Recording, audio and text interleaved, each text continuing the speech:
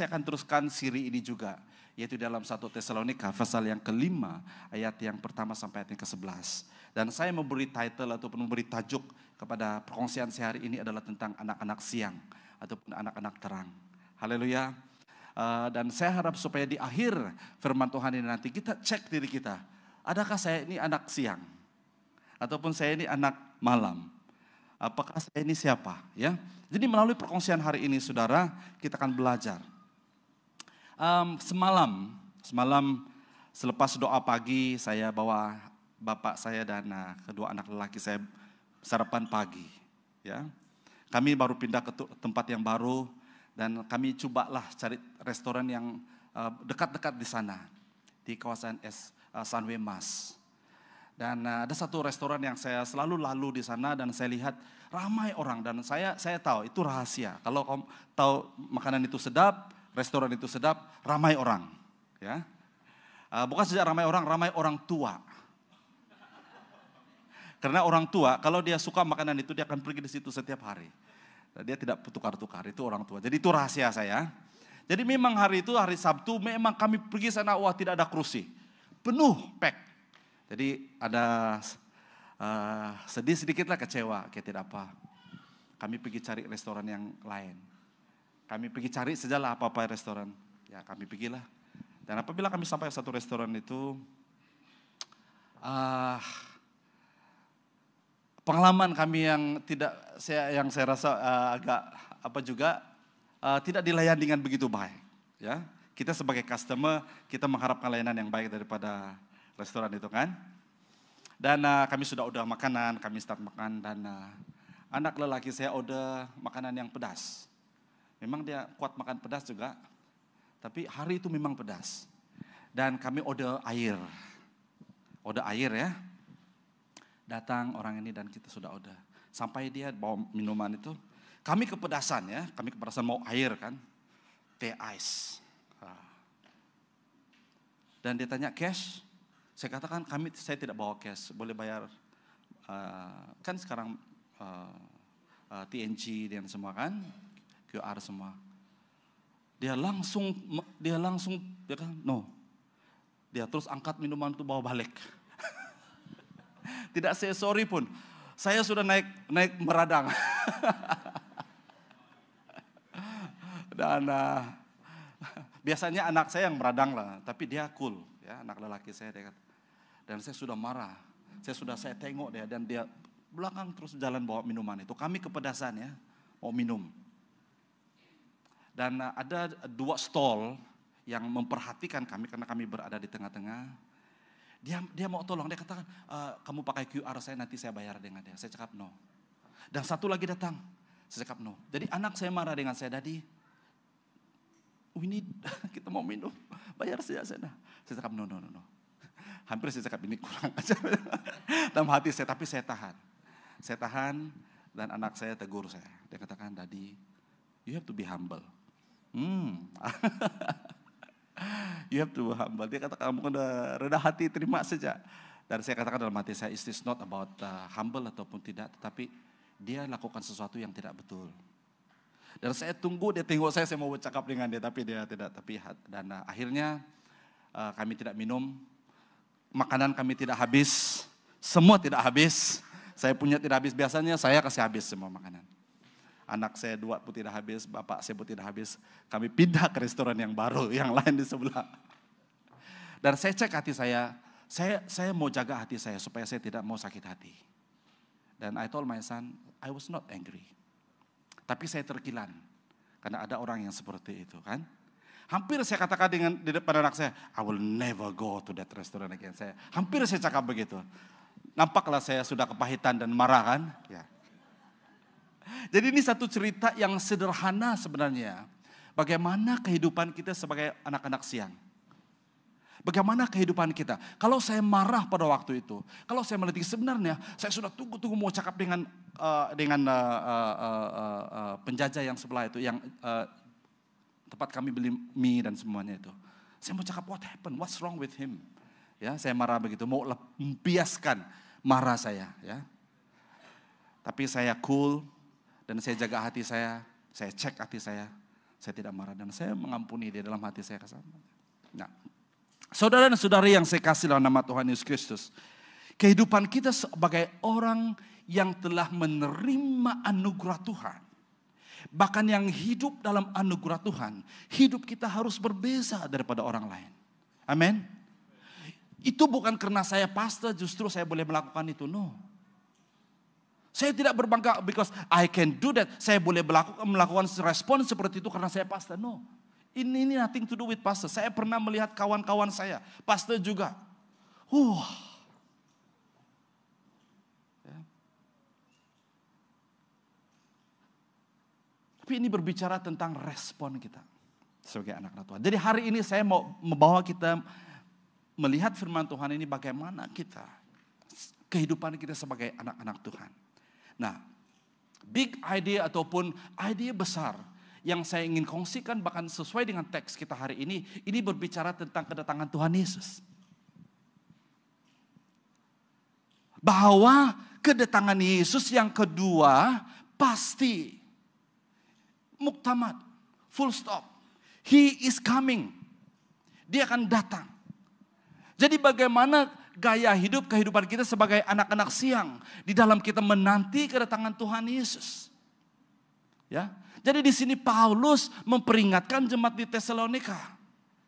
Seperti yang Vongko kongsikan minggu lalu tentang background jemaat di Tesalonika. Jemaat di Tesalonika sebenarnya adalah mereka hidup mewah.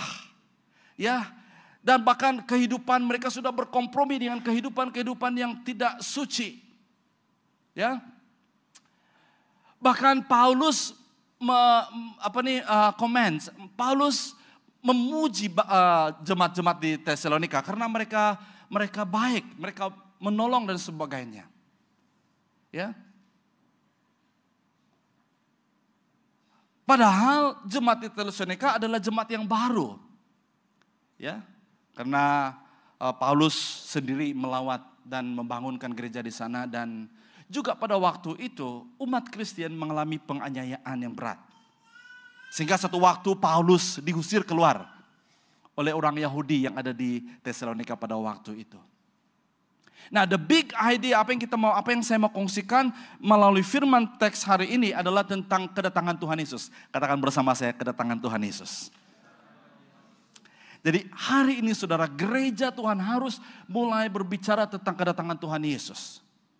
Do you think, adakah kita berpikir bahwa hidup ini, dunia ini akan menjadi membaik, semakin baik dan semakin baik? No. Lihat saja di Timur Tengah apa yang sedang terjadi. Kita bersyukur karena di Malaysia ini kita boleh duduk diam, kita aman damai. Tapi di Timur Tengah saudara, perang. Saya sangat bersyukur juga karena istri saya selamat balik dari Israel 2 bulan yang lalu. Puji Tuhan. Nah, big idea yang kita mau kongsikan adalah karena kedatangan Tuhan Yesus itu sangat pasti. Bila saatnya kita tidak tahu, apa yang harus kita lakukan? Oleh itu jangan tidur. Berwaspada dan berjaga-jaga. Nah, kita baca teksnya dulu. Dalam 1 Tesalonika 5 ayat yang pertama sampai ayat yang ke-11. Saya akan baca dengan suara kedengaran, Anda ikut bacaan di screen Anda. Saudara-saudara, soal tentang masa dan detiknya tidaklah perlu kami tulis kepadamu.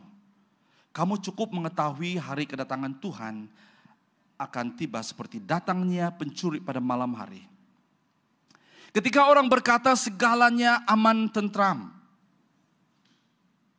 Ketika itulah mereka akan ditimpa kebinasaan dalam sekelip mata. Seperti seorang perempuan ditimpa rasa sakit semasa akan melahirkan anak. Tiada siapapun dapat melepaskan diri. Tetapi saudara-saudara, kamu tidak hidup dalam kegelapan. Hari itu tidak seharusnya mengejutkan kamu seperti datangnya pencuri.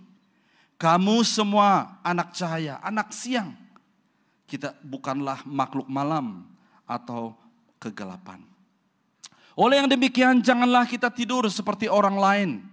Marilah kita berjaga dan berkeadaan siuman. Orang yang tidur pada waktu malam. Orang yang mabuk mabuk pada waktu malam.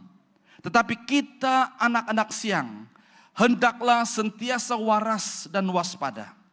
Jadikan iman dan kasih perisai dada kita, serta harapan diselamatkan sebagai ketopong pelindung kepala. Allah memilih kita bukannya untuk menanggung kemurkaannya, tetapi untuk diselamatkan melalui Tuhan kita Yesus Kristus. Yesus telah mati untuk kita, supaya kita dapat hidup bersamanya sewaktu Dia datang nanti. Sama ada kita terjaga atau tertidur mati pada masa itu. Oleh yang demikian, hendaklah kamu saling menggalakkan dan meneguhkan sebagaimana yang kamu lakukan sekarang. Hari ini saudara, kita akan belajar tentang dua respon. Dua respon, yaitu respon anak-anak siang dan respon anak-anak malam terhadap ataupun mengenai hari kedatangan Tuhan. Mari kita cek diri kita hari ini. Adakah kita berespon seperti anak-anak siang ataupun kita berespon seperti anak-anak malam terhadap kedatangannya Tuhan Yesus? Semua percaya di sini bahwa Tuhan Yesus pasti akan datang, amin? Semua pasti percaya? Kalau kamu tidak pasti, perlu kamu didoakan hari ini. Karena orang lain pun, bahkan orang yang tidak seagama dengan kita pun, mereka tahu Yesus akan datang. Jadi bagaimana kita sebagai orang yang percaya, orang yang sudah membaca firman Tuhan, tidak pasti akan kedatangan Tuhan Yesus. Jadi kita pasti akan kedatangan, amin? Itu iman kita kan? Itu adalah yang selalu kita lafazkan dalam iman rasuli kita. Dia akan datang untuk menghakimi orang hidup dan yang mati. Amin. Akan ada kebangkitan tubuh. Haleluya. Nah, jadi saudara dan saudari, kita tidak ada masalah. Orang Kristen kita pasti bahwa Yesus akan datang. Nah, yang pertama saudara, kita melihat ini adalah respon orang yang tidak mengenal Tuhan ataupun yang dikatakan anak-anak malam. Saya menggunakan bahasa Paulus kepada jemaat di Tesalonika. Dia menggunakan anak-anak malam ataupun anak-anak kegelapan. Ya. Apa yang terjadi kepada mereka itu mengejutkan mereka. Karena mereka tidak tahu. Nah, kalau kita tidak tahu dan tiba-tiba sesuatu yang terjadi, itu pasti mengejutkan. Betul? Nah, inilah yang terjadi kepada anak-anak malam. Ayat yang pertama, saudara-saudara, soal tentang masa dan detiknya tidaklah perlu kami tulis kepadamu. Ini Paulus, dia sudah begitu yakin kepada iman orang di Tesalonika. Jemaat di Tesalonika seperti kita hari ini sudah sangat yakin akan kedatangan Tuhan Yesus. Jadi Paulus katakan, saya tidak perlu tulis lagi tentang kedatangan Tuhan Yesus kepada kamu. Kamu sudah tahu. Tidak perlu lagi. Ayat yang kedua, kamu sudah cukup mengetahui hari kedatangan Tuhan. Ya. Jadi jangan kita mempersoalkan lagi, betulkah Tuhan datang nih? Kenapa Alkitab sudah ditulis beribu-ribu tahun? Ya, ini sudah dinubuatkan beribu-ribu tahun, tapi masih lagi Yesus belum datang. Ya, kita akan belajar nanti. Nah, saya ingin membawa perhatian kita sedikit kepada dua istilah yang digunakan oleh Paulus di sini. Masa dan detiknya. Ya. FEB menggunakan masa dan detiknya. TB menggunakan masa dan saatnya. Ya, lebih kurang sama ya. Tapi kalau kita lihat dalam bahasa Inggris, digunakan times and season. Ya. Kalau times and season agak lebih berbeda sedikit kan, tidak apa. Kita lihat bahasa aslinya pula. Ini membantu kita ya. Nah, times ataupun masa yang digunakan di sini adalah kronos. Katakan bersama saya kronos. Dan daripada perkataan kronos lah kita ada perkataan kronologi. Ya, kronologi itu adalah peredaran zaman ataupun perjalanan masa ataupun unfolding of times. Maksudnya masa yang kita lihat ataupun kita boleh balik kepada sejarah, itu masa yang sudah unfolding, yang sudah kita lihat, yang sudah kita lalui. Boleh paham kronos? Dan yang kita boleh mengerti tentang perjalanan masa ataupun sejarah itu kronos. Jadi Paulus berkata, saudara-saudara, tentang masa, tentang kronos. Ya kita sudah belajar dalam Alkitab tentang sejarah-sejarah. Bahkan Alkitab hari ini, saudara, bahkan hari ini kita menjadi generasi yang sudah melihat profesi ataupun nubuatan-nubuatan tentang kedatangan Tuhan itu sudah banyak difulfill, sudah banyak digenapi, yes. Dan masa yang kedua adalah yang dikatakan di sini adalah yang dikatakan season ataupun detik ataupun saatnya, yaitu adalah Kairos. Katakan bersama saya Kairos. Kairos ini adalah the appointed time of God ataupun masa yang tepat. The right time ataupun masanya Tuhan. Ya. Nah, kira-kira seperti ini kalau Anda boleh bayangkan di dalam, ya saya gunakan kronos itu adalah ini peredaran zaman. Ya. Horizontal ya, masa. Masa kita dilahirkan itu kronos sampai umur kita hari ini itu kronos. Nah di dalam perjalanan hidup kita ini ya ada Kairos. Kairos itu adalah masa seperti saya bila Tuhan panggil saya. Bila saya respon kepada panggilan Tuhan. Itu adalah ada appointed time of God, saya respon kepada panggilan Tuhan. Ya. Itu adalah dan juga dikatakan bahwa Kairos ini adalah masa Tuhan intervene di dalam masa kita. Masa Tuhan hadir di dalam kehidupan kita. Tuhan hadir setiap masa ya. Tapi ada waktu-waktu tertentu kita melihat kehadiran Tuhan itu ya sangat-sangat nyata dalam kehidupan kita. Contohnya mungkin ada satu musibah yang terjadi waktu umur kita seperti ini. Ada umur kita seperti ini. Ada keadaan-keadaan tertentu. Itu sebenarnya Tuhan sedang intervene di dalam masa kita. Dengan lebih jelas. Nah, dalam kronos itu adalah masanya Tuhan juga. Bukan berarti kronos itu Tuhan tidak hadir dalam kehidupan kita. Tuhan senantiasa hadir. Amin. Dia adalah Allah Immanuel. Dia hadir dalam masa kronos kita. Dia juga hadir di dalam Kairos kita. Amin. Kadang-kadang dalam Kairos kita sedang berjalan ke satu arah yang bertentangan di dalam rancangan Tuhan. Tuhan harus intervene, dia tarik tangan kita. Hey Edi, kamu sudah salah jalan. Mungkin dia kasih ada slap, ada kasih ingat saya. Ataupun saya sudah terhentuk kepala saya di dinding. Saya sadar, sakit. Oh, Tuhan katakan no, kamu sudah salah jalan ini. Kembali, jadi saya kembali. Itu Kairos.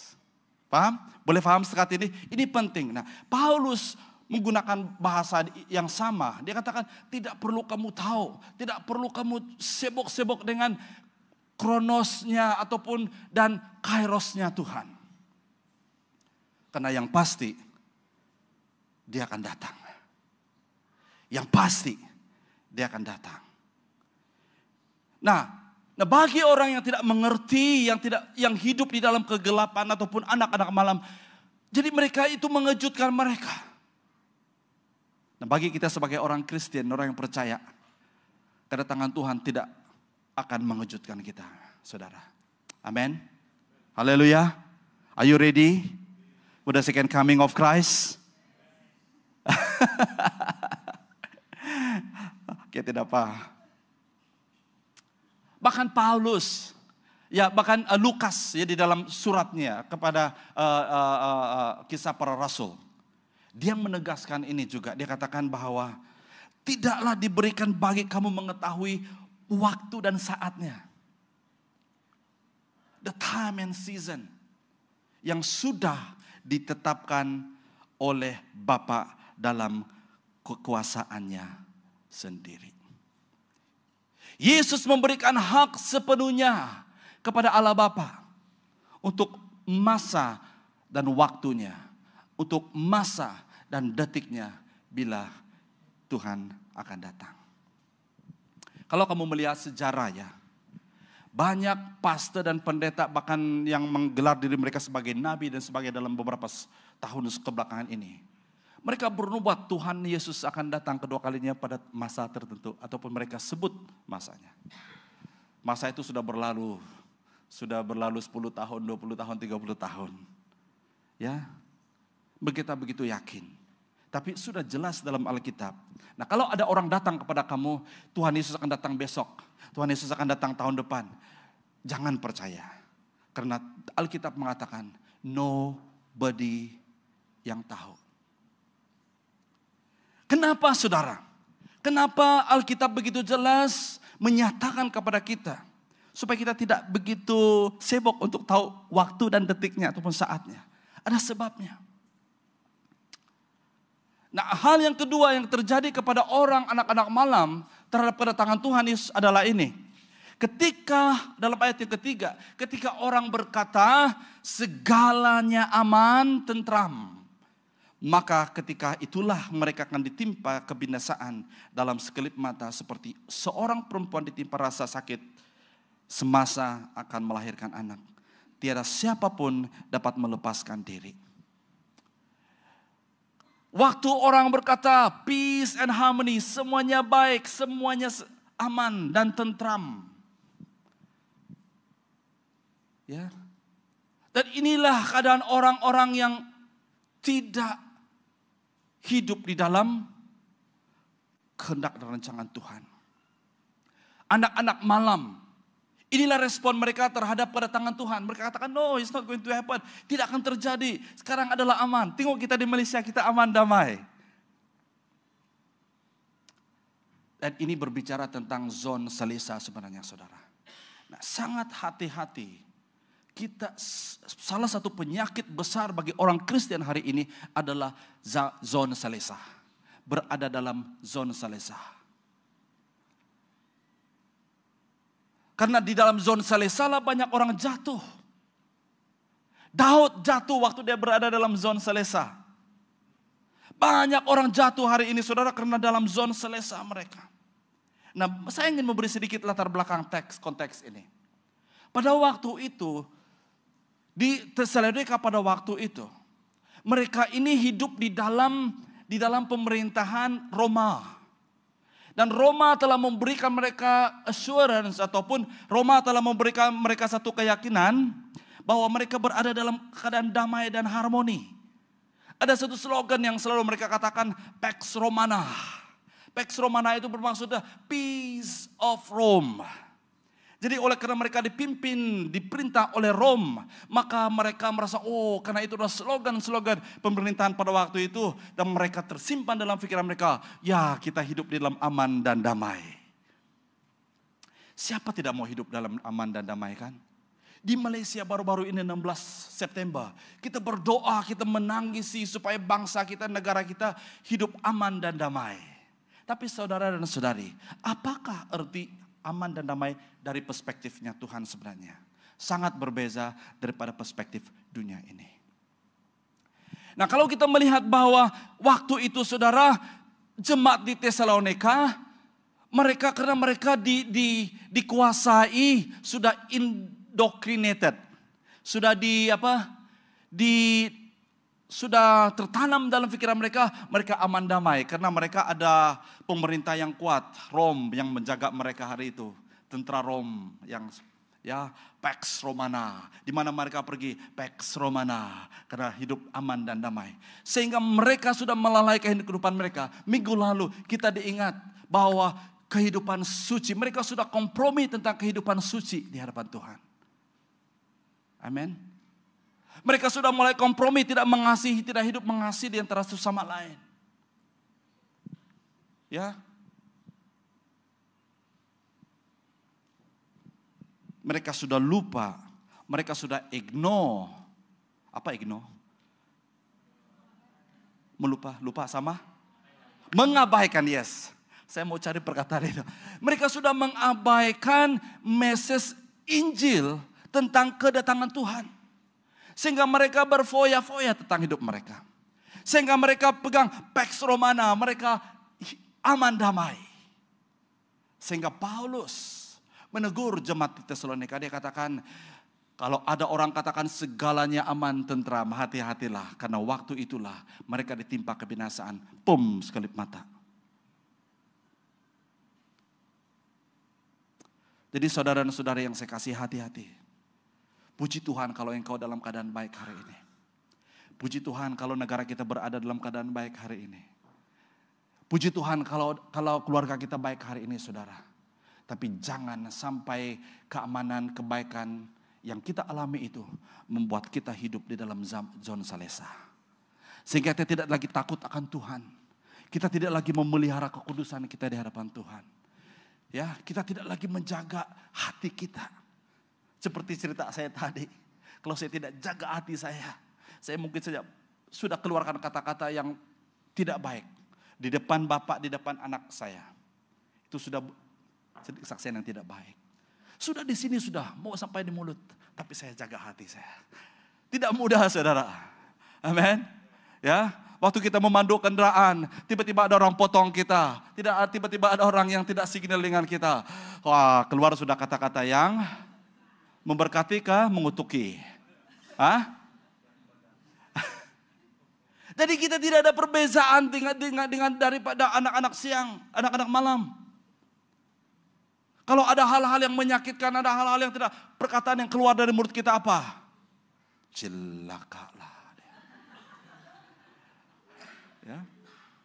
Ada yang lebih teruk daripada itu, saya tidak tahu, kamu tahu. Berarti kita tidak ada. Nah, kalau anak-anak terang, kalau dia sudah tercakap, apa yang dia buat? Menyesal kan? Kalau dia langsung tidak menyesal, dia tidak rasa bersalah tentang apa yang dia cakap itu. Hati-hati tentang kehidupanmu. Jadi kalau kamu sudah tercakap, cepat-cepat bertobat. Tuhan, sorry Tuhan. Tadi saya mengutuki dia. Nanti kamu laju-laju, eksiden mati dia. Jangan, berkati dia Tuhan, sebab dia tidak tahu apa yang dia buat. Berkati dia, saudara.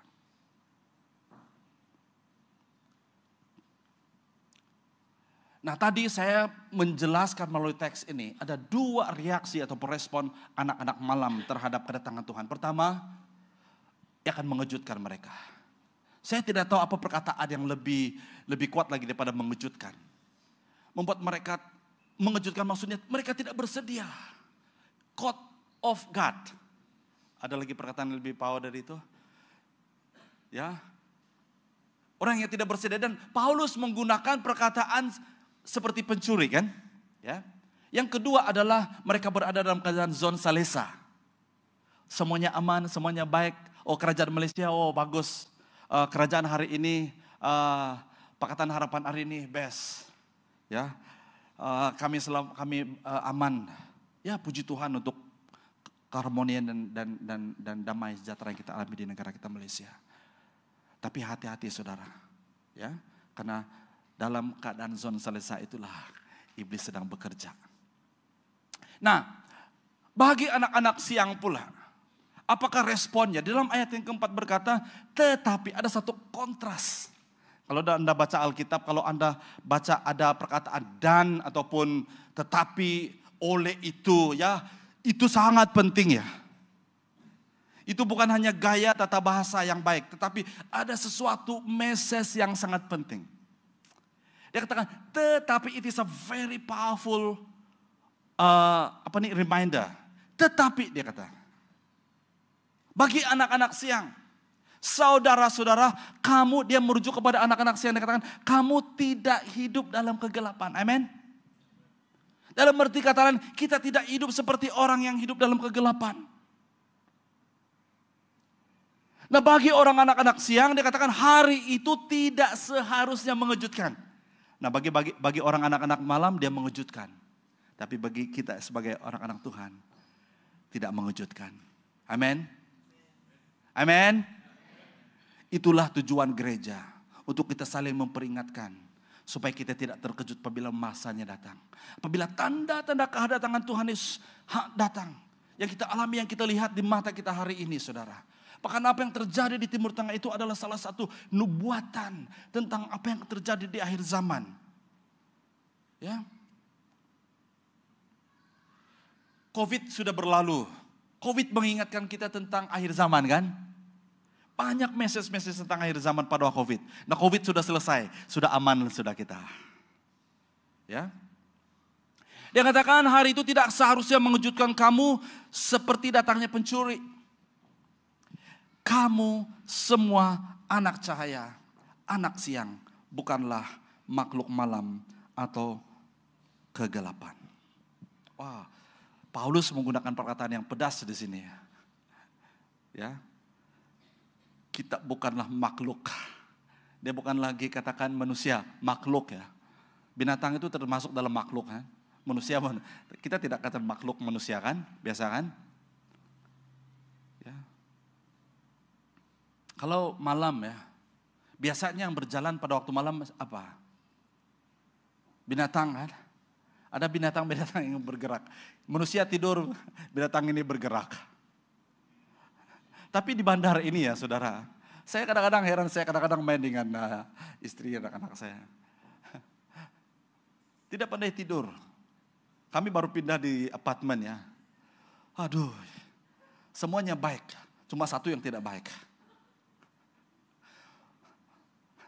Bunyi dari highway itu luar biasa. Seperti itu betul-betul di tepi katil kami.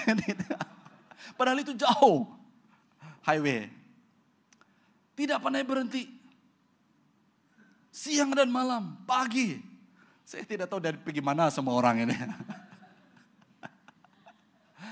Jalan siang malam. Nah, apa yang orang-orang siang harus lakukan? Dalam ayat yang ke-6 berkata, oleh yang demikian dia katakan tetapi kamu anak-anak siang, ya, kamu anak-anak siang itu tidak mengejutkan kamu karena kamu anak-anak siang. Kamu anak-anak siang maksudnya they all ready. Anak-anak cahaya ready, ya. Dia katakan janganlah kita tidur seperti orang lain. Kita perlu tidur kan? Tapi apa yang dimaksudkan tidur di sini ya? Perkataan tidur di sini dalam bahasa asli ini membantu kita. Saya tidak suka-suka buat perkataan ini bahasa asli di sini karena ini membantu kita untuk mengerti ya. Janganlah kita tidur. Janganlah kita tidur. Ada terjemahan yang menggunakan janganlah kita suka tidur. Karena itu erti ataupun perkataan katido. Katido. Mungkin bahasa Malaysia diambil dari sini tido. Katido dalam bahasa asli, bahasa Yunaninya. Yang juga diterjemahkan suka tidur. Siapa suka tidur di sini? Kamu tidak suka tidur? Saya suka tidur. Ataupun tertidur mati. Wow. Jadi janganlah kita tidur seperti orang lain. Ini sangat penting sebagai orang-orang siang ya. Apa yang dimaksudkan orang siang adalah kita tidak tidur seperti orang lain tidur. Nah, kalau kita menyelami apa yang sebenarnya Paulus katakan di sini adalah dia sedang berbicara tentang tidur rohani. Banyak orang hari ini tidur rohani, saudara. Perkataan tidur di sini juga diterjemahkan sebagai mati ya, tertidur mati. Mati rohani sama artinya. Tertidur rohani ataupun mati rohani. Kalau mati rohani itu sudah begitu dahsyat kan? Ya. Kalau tertidur rohani itu lagi mungkin ada harapan. Boleh dibangunkan lagi ya. Tapi kalau mati sudah innalillah. No hope. Tapi tertidur itu mungkin masih ada harapan. Coba cek diri kita, saya tidur rohani kan ya? Saya mau buat cek ya. Sama ada kita ini ada sudah tanda-tanda ataupun ciri-ciri tertidur rohani ataupun tidak. Mau cek? Mau? Ini bukan untuk menghakimi kita ya. Tapi untuk cek diri kita tanya, ini mungkin saya ini ya. Ya. Karena firman Tuhan itu menegur kita, mengingatkan kita. Mau? Sabar dulu. Sofia tidak sabar. Dia mau cek nih. Nah yang kedua di sini dia katakan, marilah kita, dia katakan jangan tidur seperti orang lain tidur ya. Dia refer kepada anak-anak malam. Tidur seperti anak-anak malam. Dan tidur itu berbicara tentang tidur rohani. Ya. Dan marilah kita berjaga. Nah ini yang menyebabkan dia berbicara tentang hal-hal rohani.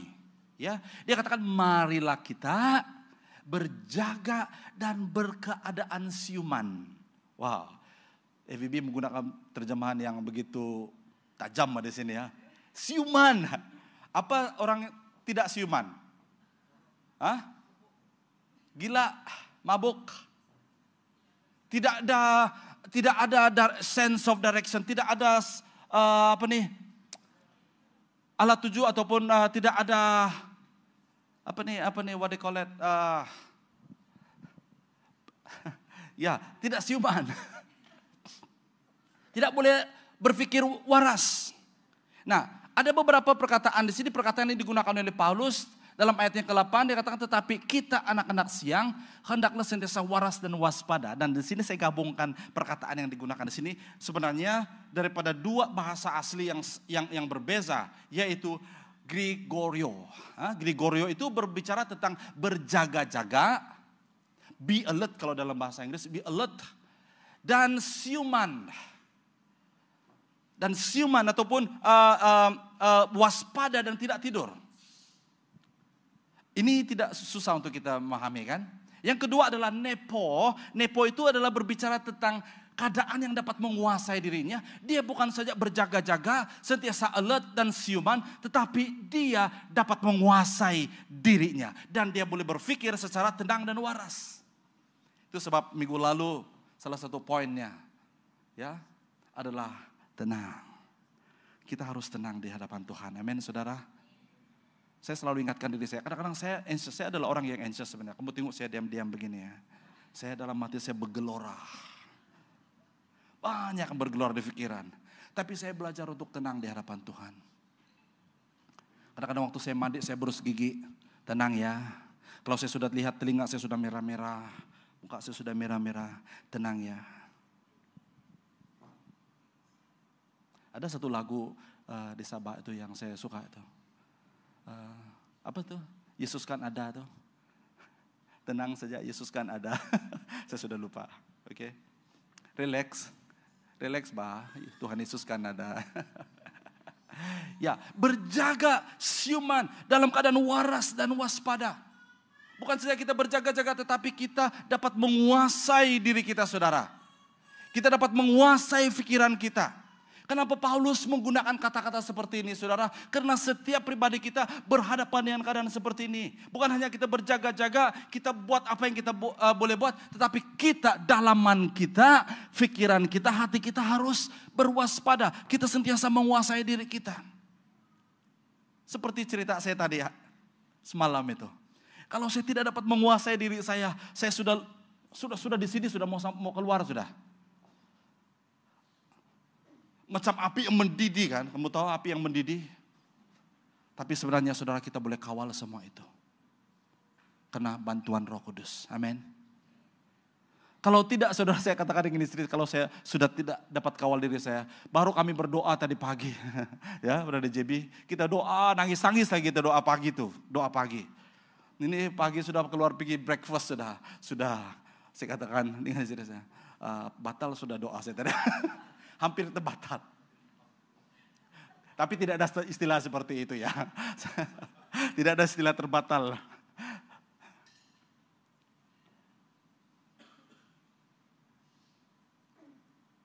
Nah, ini dia Sofia. Tanda-tanda orang yang tidur rohani. Sebenarnya banyak, tapi saya hanya ambil sedikit sih, nanti tidak habis masa kita. Yang pertama adalah apabila kita tidak minat membaca Alkitab.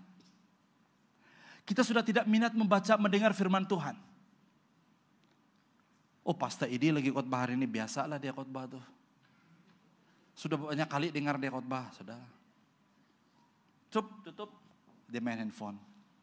Tapi puji Tuhan tidak ada jemaat di DMC yang main handphone waktu mendengar firman Tuhan. Amin. Amin.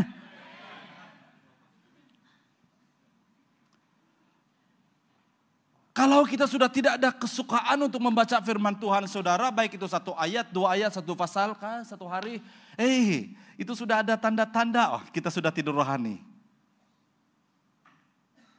Yang kedua, sudah malas beribadah, tidak apalah, hari ini kan ada kan ibadah online. Ya, saya tidak menghakimi Anda yang ikut ibadah online. Kita ada alasan kita tertentu, tapi kita suka syok saja ibadah online sudah kan, padahal sudah boleh physical. Ya, boleh datang. Ataupun kita sudah tidak ada niat, tidak ada mau berdoa sudah. Hati-hati ya. kita sebenarnya sudah ada tanda-tanda tidur rohani. Cenderung bersungut-sungut daripada bersyukur. Kalau ada masalah, bersungut-sungut. Kalau ada masalah, komplain. Kalau ada masalah, kritik. Kita menjadi begitu kritikal. Hati-hati ya, itu mungkin tanda-tanda bahwa rohani Anda sudah tidur. Kita sudah jarang-jarang bersyukur. Bersyukur itu saudara bukan hanya bersyukur waktu naik gaji, dapat bonus, dapat kenaikan promosi, ataupun yang mendapat pujian daripada orang lain. Ya kalau Anda mendapat dimarah-marah oleh bos kah, mendapat yang tidak baik kah, bersyukur saja, bersyukur.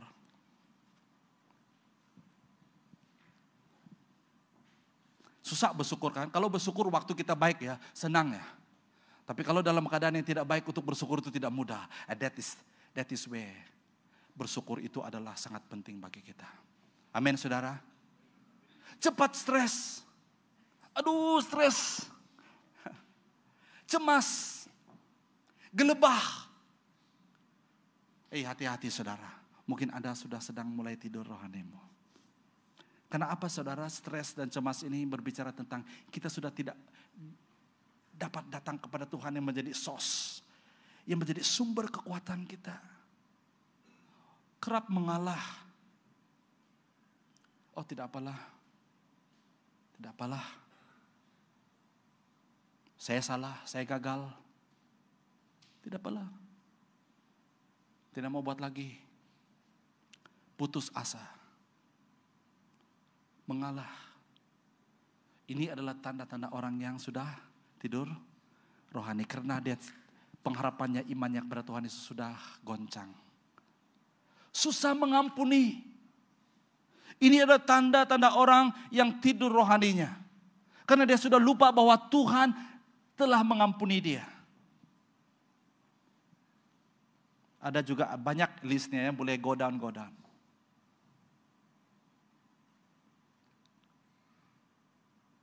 Tidak mau melayani. Tidak mau berdoa untuk orang. Tidak mau menolong. Menjadi individualistik. Tidak lagi bangun pagi lagi, aduh apalagi bawa bata. Ya. Jadi saudara ini boleh menjadi tanda-tanda rohani yang bahwa rohani kita sedang tidur. Nah, bagi orang anak-anak siang.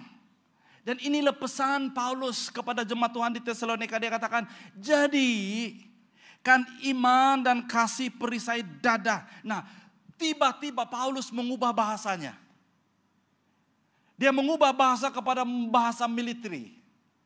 Dia menggunakan apa yang dia pernah tulis di Efesus. Yang ditulis di Efesus dalam Efesus 6. Dia mengubah bahasanya, dia katakan, jadikan iman, kasih, perisai dadah. Perisai kan itu bahasa militer ya. Serta harapan diselamatkan sebagai apa? Ketopong pelindung kepala. Nah Paulus di sini saudara, dia quote, dia mengambil daripada Efesus 6 tentang armor of God. Apa armor of God? Senjata kelengkapan rohani. Dan dia ambil 2 saja, 3 dia ambil. Yang dia quote adalah 3 saja. Iman dan dia tambah kasih. Di dalam armor of God itu tidak ada disebut kasih, tapi dia tambah kasih sebagai perisai dada. Nah, why perisai dada? Listen carefully. Kenapa hari ini kita perlukan iman dan kasih sebagai perisai dada? Karena apa saudara? Iblis is attacking your heart. Kalau kita disakiti, saudara, di mana sakit? Ya, sini kan? Kalau kita, ya, kalau kita dikecewakan, ya, sakit di sini. Ya, kamu semua setuju dengan saya. Sakit di kulit ataupun di dalam, mana yang lebih sakit? Di dalam, ya. Nah itu sebabnya saudara, Paulus berkatakan, nah hari ini kamu harus menjadi seperti militer, sebagai pahlawan. Dia ubah bahasanya menjadi, you have to berjaga seperti apa? Sebagai pahlawan. Kamu harus berwaspada sebagai pahlawan. Kamu harus menguasai diri sebagai pahlawan. Kamu harus siuman. Kamu harus sentiasa berkeadaan siuman di dalam berhadapan dengan musuh. Waktu menanti kedatangan Tuhan. Dia katakan kamu gunakan 3 benda ini. 3 perkara ini. Iman, kasih, dan harapan. Paulus katakan di dalam 1 Korintus 13. Ayat yang ke-20. Dia katakan segala sesuatu akan berlalu. Baik itu karunia-karunia roh, nubuatan-nubuatan, bahasa roh, dan semuanya. Mukjizat semua itu akan berlalu. Tetapi 3 hal yang pasti. Iman, kasih, dan harapan. Nah, untuk kita menjadi siuman, menjadi waras, menjadi menguasai diri kita, kita perlu 3 hal yang kekal ini. Iman, kasih, dan pengharapan. Yang kedua, digunakan perkataan harapan di sini. Dia katakan harapan diselamatkan sebagai apa? Ketopong pelindung kepala, ketopong helmet. Helmet. Karena apa? Dia tahu bahwa iblis bukan saja menyerang hati, dia menyerang minda dan pikiran. Dan ini yang dahsyat, sangat dahsyat hari ini saudara. Iblis menggunakan ini melalui sosial media, melalui gadget yang kita pakai, melalui apa yang kita baca, yang kita lihat. Dia sedang merosakkan di sini kita.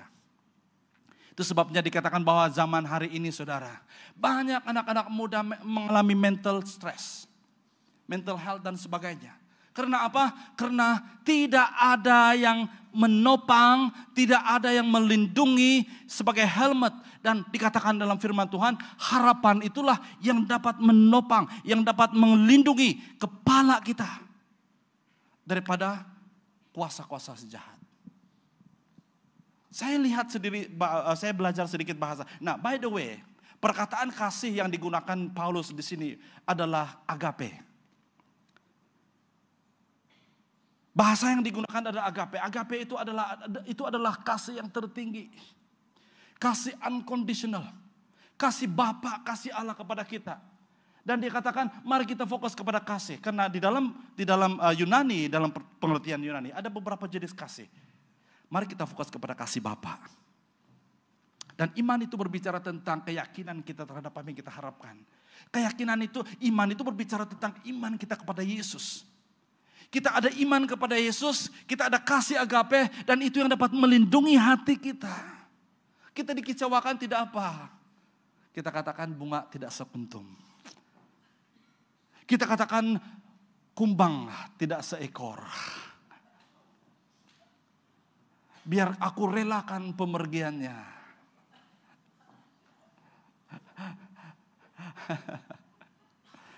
Ya. Kasih kita kepada orang lain.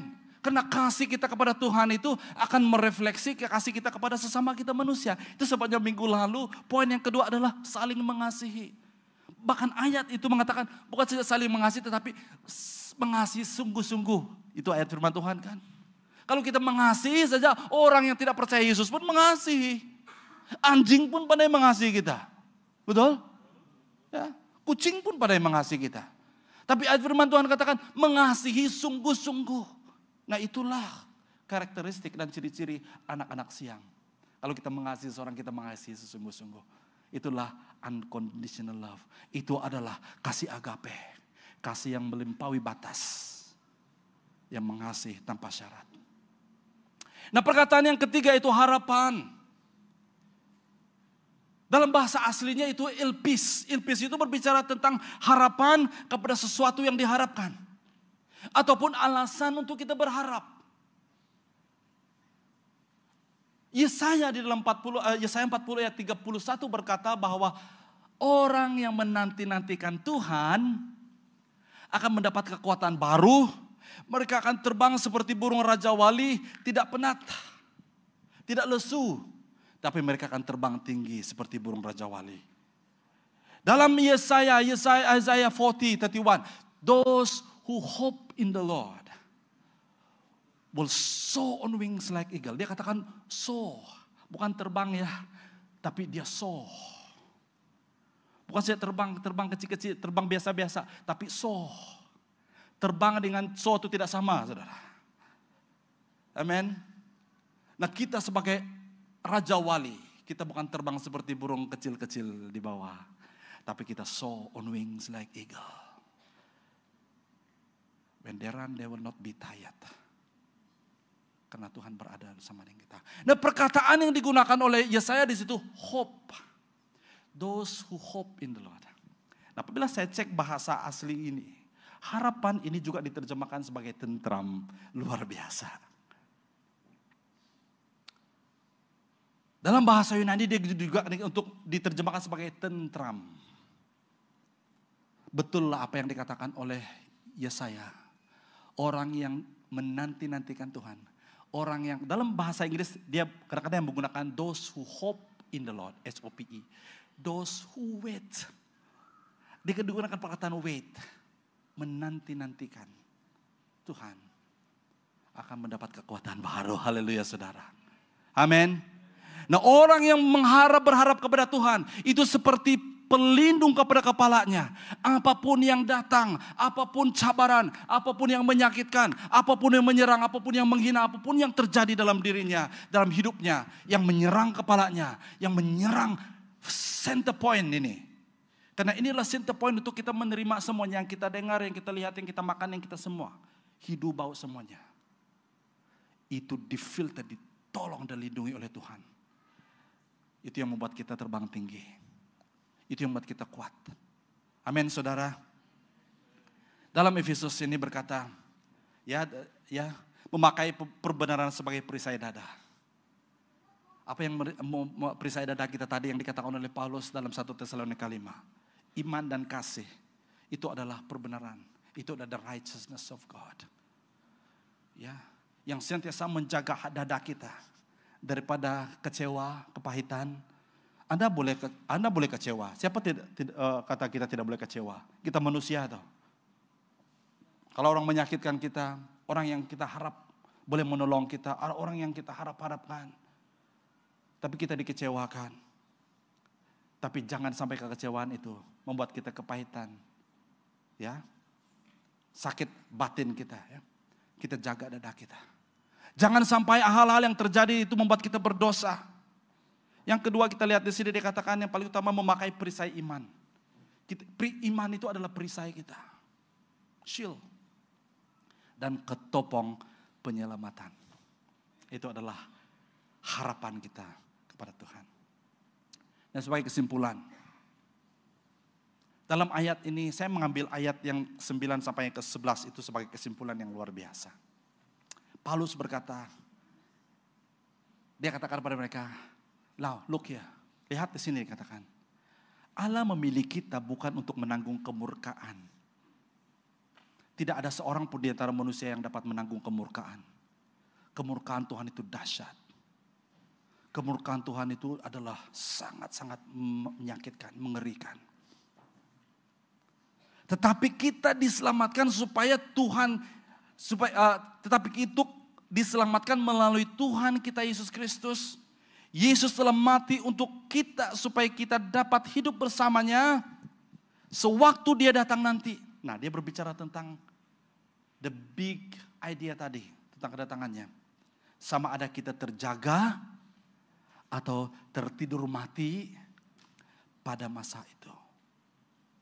Nah, ada dua situasi saja saudara.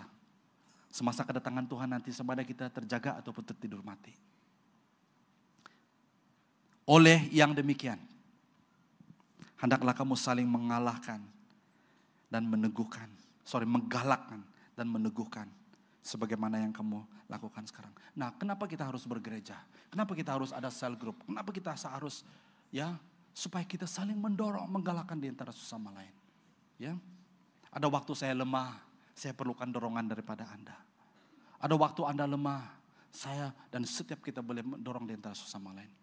Amin, saudara dan saudari. Dan sebagai aplikasi dan penerapan dalam kehidupan kita, saya memilih beberapa ayat ini sebagai kesimpulan. Saya minta pemusik untuk ambil tempat. Yang pertama dalam Roma 13:11. Kamu tahu bahwa sudah sampai waktunya kamu bangun dari tidur. Tadi Paulus mengingatkan kita jangan tidur seperti orang lain. Jadi kalau Anda tidur selama ini saudara, ya ini masa untuk kita bangun. Amin. Belum terlambat lagi. Jadi mari kita bangun, wake up. Bangun. Karena kini penyelamatan lebih dekat lagi kepada kita daripada dulu ketika kita baru beriman. Yang kedua, Matius 13, 25-26 berkata, pada waktu malam apabila semua orang sedang tidur, musuhnya datang. Kenapa kita harus berwaspada? Kenapa kita harus berjaga-jaga? Karena iblis datang pada waktu malam, waktu kita tertidur. Waktu kita dalam keadaan tidak berjaga-jaga, waktu itulah iblis datang. Untuk meracun kita, untuk menanam benih-benih. Seperti dikatakan sih, menanam lalang. Lalang berdekatan dengan padi ataupun gandum. Ya. Sehingga itu bertumbuh dan kita tidak sadar. By the time you realize, it's too late already. Ya, jadi itu sebabnya kita harus berjaga-jaga. Karena iblis datang pada waktu kita tidak sadar. Yang ketiga, 1 Petrus 5 ayat 8 berkata, kawallah dirimu dan berwaspadalah. Kita harus mengawal diri kita.